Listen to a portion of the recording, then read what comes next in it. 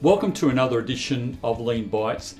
Thanks for joining me today. My name is Paul Dean. I'd like to share my insights into an extremely powerful concept that Toyota created as a core pillar, respect for people. And in particular, its relationship with the Gemba walk. Yes, I know there's been a huge amount written and spoken about these both over the years. And while I'm not the expert, I'm on the journey just like you. But I've found if you seek to understand how respect for people works during the Gemba walk, then you'll discover that the two together are a really strong foundation for an effective improvement culture. I found that one of the most common ways to describe respect for people is using Toyota's description using these two factors. Respect, we make every effort to understand each other and to do our best to build mutual trust. And teamwork, we share the opportunities for development and maximise individual and team performance. This applies to everyone. And there's a few people that I believe have a really good handle on this. Mike Rother, Jeffery Liker Bob Emiliani, and I highly recommend that you read what they've written. A Gemba walk is a tactical go-see by a leader to the place where it happens, or the Gemba. The principle is fundamentally to build a connection between the leader and the frontline team member where the leader can ask, listen and learn. It can be undertaken when there's a problem to support or investigate, but equally important as part of a leader's standard work as a routine. It's used for the purpose for the leader to go and see what's happening rather than assuming remotely. And through the Gemba walk, frontline team members can develop a voice. A psychologically safe environment is a breeding ground for a successful improvement culture. And the Gemba is the ideal place to build an environment of respect for people. This is where it's most powerful. So on the Gemba walk to build respect for people, I have my top 4 tips for leaders. Number 1, be humble. You're entering the Gemba, which is the world of the team member. Foremost, enter it with a humble approach. From a position of equality, seeking to build connection, not from a position of authority. And at the Gemba, there is no hierarchy. Seek to understand and most of all, ask questions so you can listen and learn.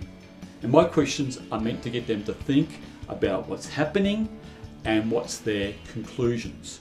And I'm careful from the outset not to tell them what I think or impose upon them my opinions. This is coming from a position of humility. Number 2, spend time.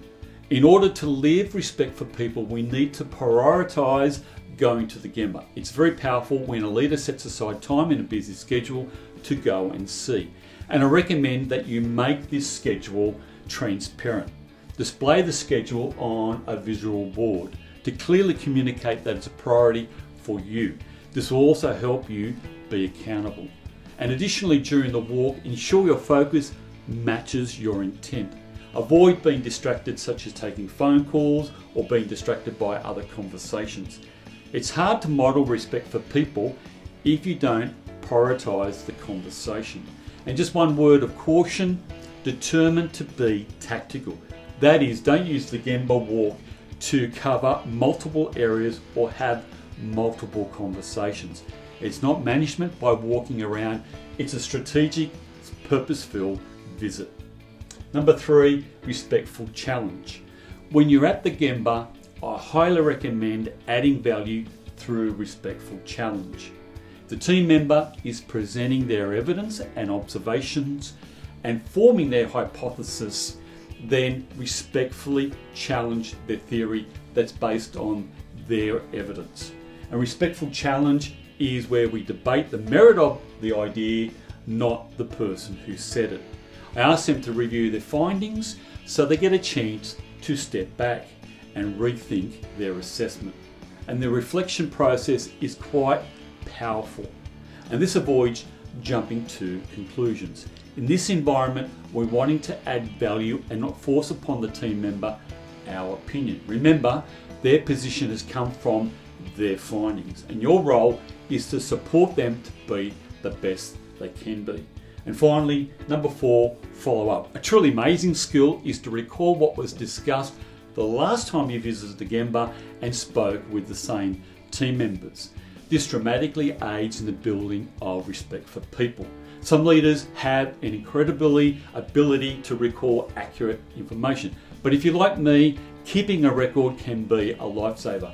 I use an observation sheet that's shared with those at the Gemba, and it becomes a record of what was discussed as well as any actions arising from the visit for both parties. And when I revisit the team, I make the previous observation sheet a starting point. This has an enormous effect on building respect for people. Now, while I've been living this for a number of years, I'm still at the beginning of the journey. It does take time, work at it. I hope this has been very helpful, and before I go, I'd like to leave you with a powerful quote. People want to make valuable contributions in their work every day. Management must take action to ensure that it happens. Bob Emiliani. Thanks for joining me on this edition of Lean Bites.